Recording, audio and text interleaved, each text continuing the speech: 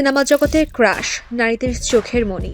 আজ যাকে আমরা চিনি পুষ্পা হিসাবে, বক্স অফিস কাঁপানো এক সুপারস্টার হিসাবে, সেই আলু অর্জুনের স্বপ্নটা কিন্তু একেবারে আলাদা ছিল। ছোটবেলা তিনি হতে চেয়েছিলেন নাসার একজন বিজ্ঞানী, কিন্তু ভাগ্য যেন আগে থেকেই লিখে রেখেছিল তিনি হবেন সিনেমার নায়ক। চেন্নাইয়ের সেন্ট প্যাট্রিক স্কুল থেকে পড়াশোনা শেষ করে হায়দ্রাবাদে গিয়ে MSR কলেজ থেকে বিজনেস অ্যাডমিনিস্ট্রেশন এর গ্র্যাজুয়েশন করেন তিনি।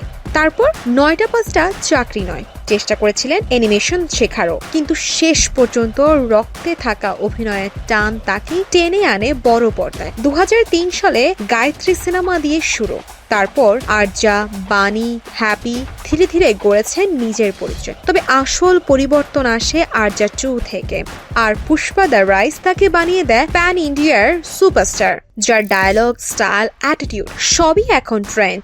সিনেমা যেন তারই রক্তে। বাবা অরবিন্দ একজন খ্যাতনামা প্রযোজক, আর দাদা অল্লু রামা লিঙ্গায়ন ছিলেন কিংবদন্তি অভিনেতা।